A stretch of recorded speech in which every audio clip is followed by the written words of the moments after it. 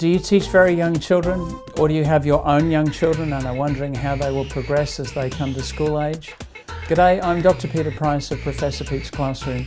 Welcome to Math in the News for another week.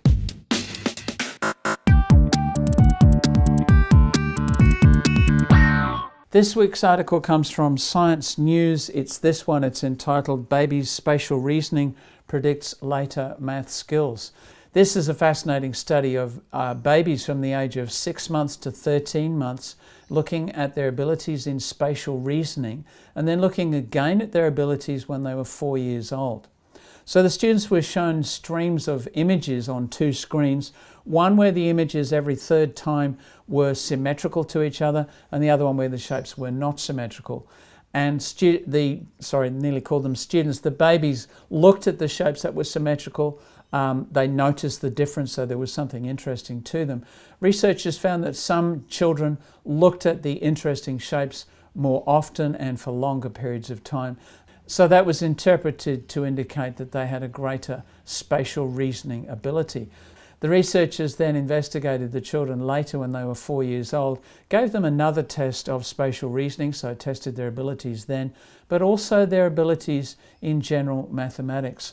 And what they discovered was the children who were better at spatial reasoning from a very young age as infants maintained that higher ability as children of age 4, but also they were better at mathematics. So the summary of the research finding is that spatial reasoning measured in infancy predicts how children do at maths at 4 years of age.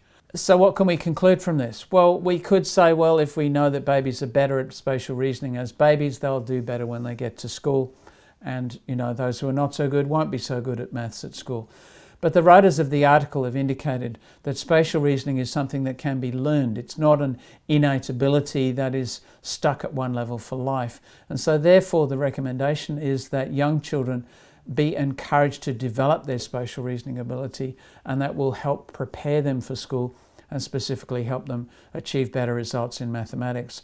So my recommendation would be expose them to different colours and shapes and talk to them about their experience. Even though they don't have the language to understand that, they will understand gradually as they experience things with their parents especially, and they will learn to recognise shapes. They can learn to notice when things are symmetrical, when shapes match. So, early jigsaw puzzles that have easy shapes that will match, and those toys where you can feed a shape through a hole in a ball and that sort of thing, can all help in this regard. And so that's a good thing. So many parents are doing that already, and so this study would say keep doing that because that will help the children as they enter school.